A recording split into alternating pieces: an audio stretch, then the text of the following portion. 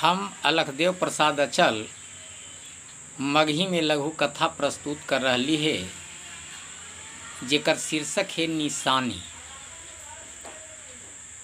तो एकरा सुनल जा सके है, प्रतिक्रिया भी दिल जा सके है। सूरजभान लाल के बेटा शांतनु अपन पुरखन के सभे खेत खरिहान तो बेच ही देलक हल। जे पुस्तैनी मकान बचल हल, आज ओकरा भी बेचे शहर से गांव आयल हल। शांतनु ओकरे दुआरी पायल हल जे सुखी ओकर बाप दादा के जमीन जोतैत कोड़ित रहलक हल। सुखी शांतनु बाबू के शरबत पानी पिया के घर में खाए बनवावे लगल। शांतनु मुँह में पान खा के सिगरेट सुलगौलक और शुरू भेल, देख सुखी, हम अपन मुस्तैनी मकान के बेचेला चाही थी।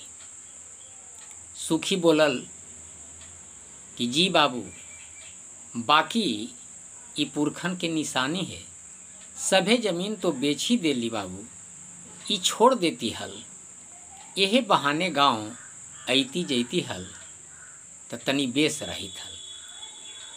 शांतनु बोलक, पुरखन पुरखन पुरखन, अरे पुरखन के तो नाव लेवे में घिन आवे। पुरखन के पाले जोत जमीन तो हल, बाकी का मिलल? न बढ़िया खैलन पीलन, न बढ़िया से रहलन। ई निशानी तो हम ओहनी के याद कर करके कूढ़ेला छोड़ देऊं।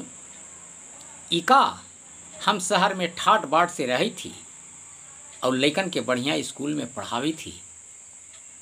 सुखी बोलल, केहू भुला जाए वो बात अलगे है बाबू, मगर सोचूं अगर सूरजभान बाबू अपने के न पढ़ेतन लिखेतन हल तो अपने कि इतना लम्हर लम्हर बोली ना निकलत हल। ये ठीक है कि अपने पुस्तैनी मकान बेच के निशानी मिटा दिल चाही थी, बाकी उनकर व्यवहार के निशानी जे सभी के दिल पर पड़ गेल है, वो कैसे मिटाए। शांतनु खीस में उठलक और सुखी के दुआरी छोड़ देलक। सुखी बस इतने बोलल कि खाए बनावी थी बाबू, खा के जैती हल तब बेस रही।